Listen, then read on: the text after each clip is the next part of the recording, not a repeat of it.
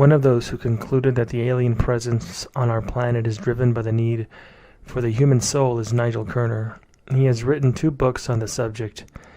They are The Song of the Greys and Grey Aliens and the Harvesting of Souls. Kerner concludes that somehow the Grey aliens use the human soul, but in what way and why? Well, this is when it gets controversial. Daniel Silverman, Kerner's assistant, prepared the following for Nick Redfern on his theory and conclusions.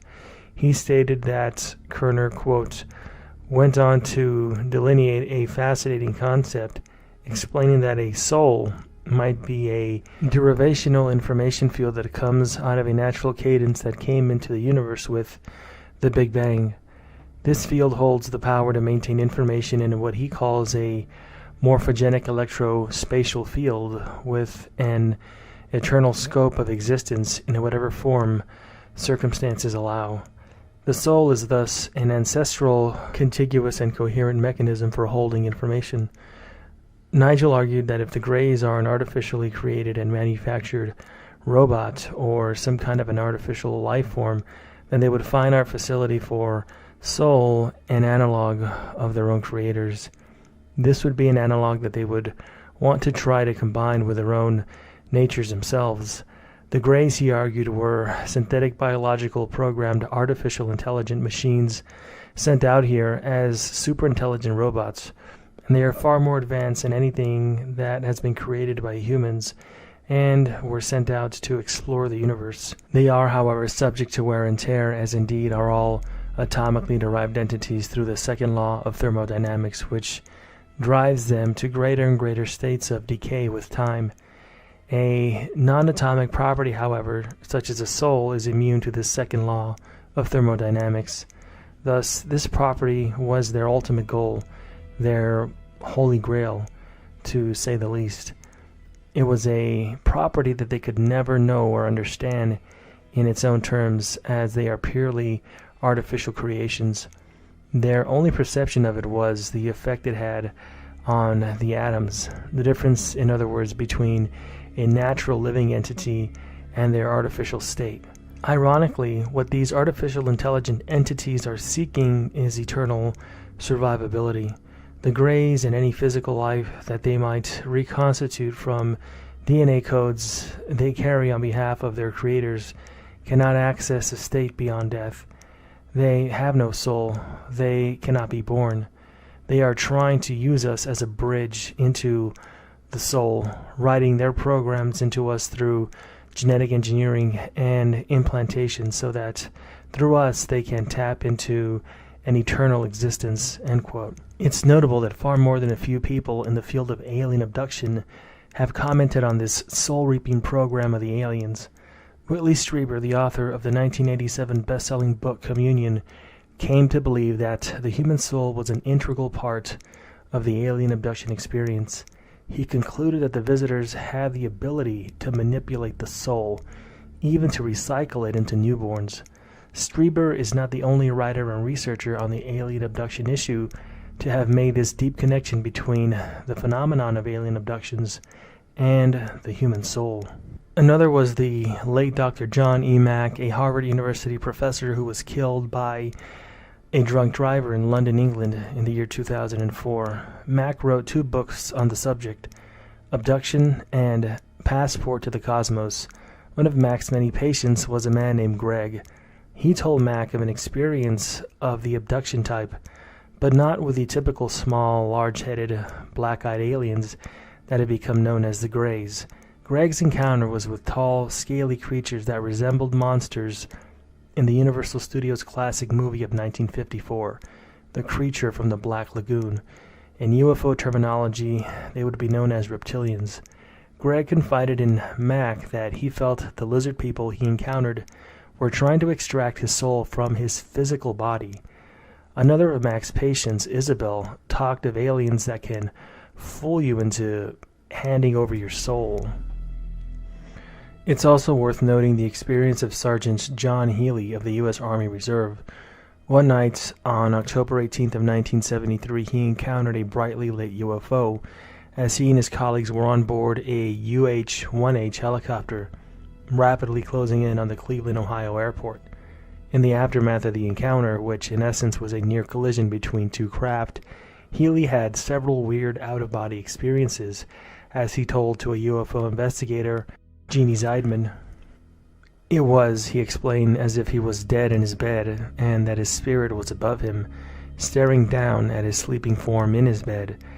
That Sergeant Healy's experience occurred not in relation to the abduction phenomenon, but to a UFO sighting, suggests that other components of the UFO issue come into play when it comes to the relationship between UFOs, life after death, and our souls. Notably, several members of the helicopter crew were later contacted by representatives of the Department of Defense who exhibited interest in and deep concern about the UFO soul ingestion angle. This suggests a disturbing scenario that certain elements of the U.S. government may know something of the origins and agenda of these paranormal parasites. In fact, that's exactly how it seems. Uncle Sam may know all about these menacing, energy-eating entities that intrude upon us in our daily lives.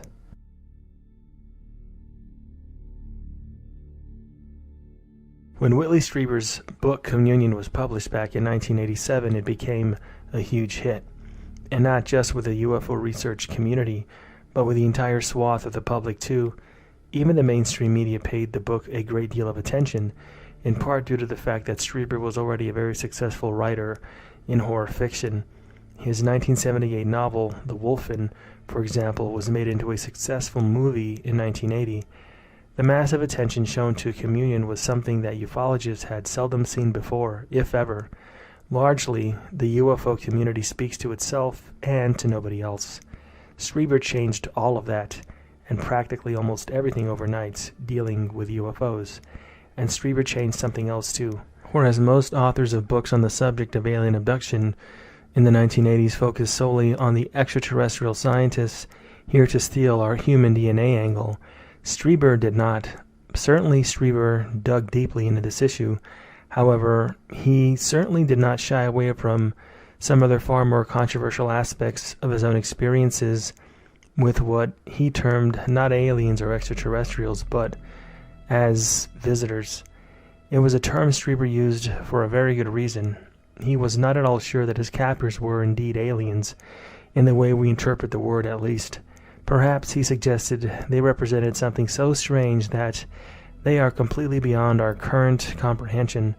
As Strieber noted, the visitors had a deep interest in the human soul, that one solitary part of us which billions believe never dies. Not long after Communion had hit the bookshelves, Strieber revealed that as a result of the phenomenal number of letters that had reached him, he was able to definitively state that the human soul was inextricably linked to the abduction puzzle. In his 1988 book Transformation, which was a direct follow-up to Communion, Strieber related a number of traumatic encounters involving abductees who felt that the visitors, or the Greys, had the ability to extract the immortal human soul from the physical body. Not only that they did so numerous times, and it was something that was done regularly. Strieber was not the only one who came to the realization that the alien abduction phenomenon was much more weird and strange than anybody could ever possibly imagine. Another person was the aforementioned Harvard-based professor John Mack. Echoing Strieber's words to a notable degree, Mack said that many and a varied amount of abductees that he had helped over the years felt that the entities they encountered were nothing less than soul stealers.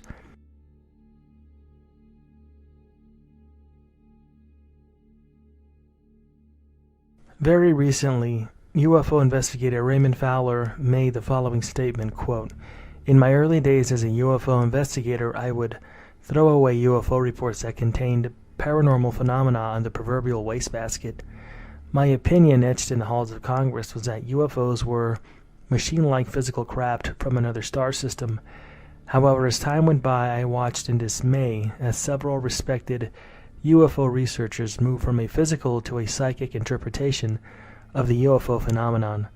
Little did I know that my own view would also slowly but surely be honed to accommodate ever deeper levels of the psychic component triggered by the UFO experience. The information from Fowler continues. It was all stringed together by amazing synchronicities.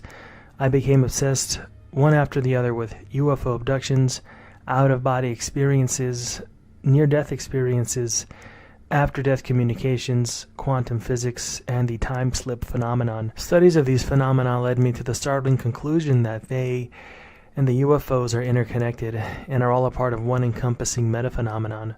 I concluded that the UFOs originate from the dimension that the near-death experiencers describe, and that we are all transitory citizens of that world of light who shuffle back and forth between a particle dimension and a wave-light dimension through reincarnation. And finally, we have this from Raymond Fowler via Nick Redfern.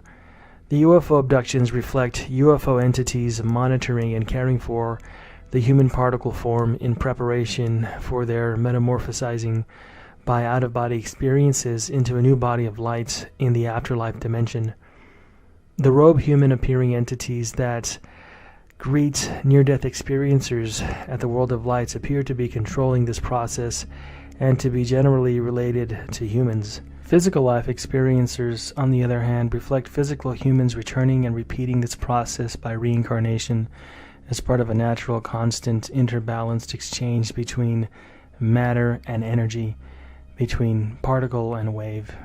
As inconceivable as this might be to the regular reader, the final analysis reached by the author Raymond Fowler, according to Nick Redfern, is that UFOs represent a final abduction for one's current life, and that we are property in a sense. Although Ray uses the word property, it's important to note that it does not mean property in any negative way or in a frightening fashion. It should be noted, however, that not everybody is of that opinion. Some are absolutely terrified of this. It's a fact that over the years there has been a growing interest in the issue of the gray aliens of ufology and their alleged connection to the afterlife. The author of this article touched on this in his 2010 book, Final Events, albeit from a perspective very different to that of Raymond Fowler. His book is a study of the research and investigation of a small think tank type group named the Collins Elite. It's the belief of this group that, far from being extraterrestrial in origin, our purported alien visitors are, in reality, deceptive demons and fallen angels, the minions of Satan, who are paving the way for Armageddon, Judgment Day, and the reaping and enslavement of our very souls. It is important to note that Nick Redfern does not personally adhere to any beliefs of the Collins Elite, as he has consistently gone on the record in just about every interview that he's done about the book. He went on to say that he wrote the book because he found it fascinating that there was, and still is, probably a group of people within the U.S. government that fully believe that the UFO issue is demonic in nature, but he doesn't necessarily believe that himself. The group's opinion is that aliens have never visited us, but rather they term them, our visitors, as non-human entities. It was a term that for the group equated with demons. So yes, that's right, the Collins Elite believe that the UFO phenomenon has demonic origins. Not only that, they suspect that NDEs ingest the human soul when we die. In other words, from the Collins Elite's perspective, the soul is a form of food for the NDEs. A grim situation, to be sure, and it's a scenario not too dissimilar to that in the Matrix movies. In the movies, it is our electricity that the machines want. The non-human entities, of course, want our soul. But it should be remembered that these are simply beliefs of the Collins Elite. And even the members of this group admit that their theory was just that, a theory. One final thing, even the controversial Bob Lazar talked about this, and long before the Collins Elite were even discussed by Nick Redfern. For most people, they focus on Lazar's claims of UFOs out in the desert in some kind of a deep facility in the Nevada desert that is controlled by the U.S. government. But there is one issue that Lazar doesn't get the attention that he really should. And it's a part of Lazar's story that takes things down a path that is filled with disturbing revelations involving the afterlife and aliens. One of the many briefing papers that Lazar said he read at the S4 facility outside of Area 51 states that aliens refer to us, the human race, as what we would call containers. But containers of what? Well, that's where things get really controversial. Back in the late 1980s, Lazar told KLAS TV's George Knapp that, based on what he, Lazar, read in those papers, religion was created so we have some rules and regulations for the sole purpose of not damaging the containers. There followed an awkward conversation which saw Knapp pressing for answers, and Lazar almost swimmering because of the nightmarish nature of the story. That's hardly surprising because of the claimed big secret that aliens have an interest in the human soul. Worse, though, they allegedly use the soul in a way that the U.S. government doesn't fully understand. Or, if they do, the government does not know how to tell the gruesome details and the awful truth to the world. George Knapp was not the only person who Bob Lazar spoke to on this issue of containers. Michael Leidman is the author of the 1995 book UFOs and the Alien Presence, 6 Viewpoints.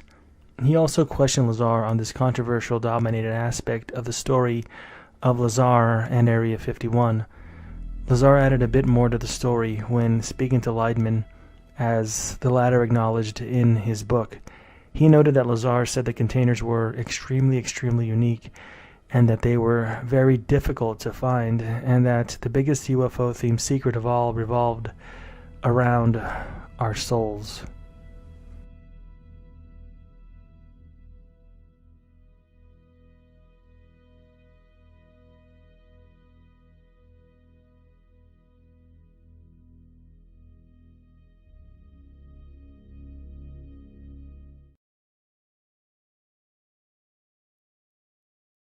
I guess died, but he was brought back on the operating table and had one of these classic near-death experiences that people talk about. He said he could see himself leaving his body and floating above himself in the operating room. Next thing he knew, he said, I guess his essence, his soul, however you want to term it, was on this, what looked like a totally alien world, and which he literally interpreted to be hell. But he said it wasn't like a hell that he'd ever seen before. It was like a flat landscape, almost how you'd imagine an alien planet might look. And it got kind of disturbing because he said there were just, thousands and thousands of shuffling human beings, kind of shuffling around like zombies out of some, a zombie film. And there were these UFO-like craft hovering over them, moving very, very quickly in a fashion that sort of reminded him of like worker bees or fast-moving insects, and they seem to be extracting some sort of light, like a ball of light, out of the bodies of the people, which he interpreted that these were sort of almost like machine entities, I guess almost like techno-demons extracting human souls from the recently departed. And this story got back to the Collins elite because somebody apparently read it in the newspaper, and the story got back to the intelligence world and onto the Collins elite. And they uncovered a number of stories like this and eventually came to the conclusion that the whole purpose of why this was demonic was because they came to believe that the human soul possesses some sort of energy, or is formed of some form of energy, which these entities actually can use as sustenance in simplistic terms. In other words, they're harvesting human souls. When I read that chapter, when I read that part of the book, I thought, wow, that rings a bell with me, because I had the Lazar story. I had interviewed Bob Lazar, Area 51, and Bob was reluctant to get into this stuff, but he said somewhere along the line he read a report that talked about the harvesting of souls.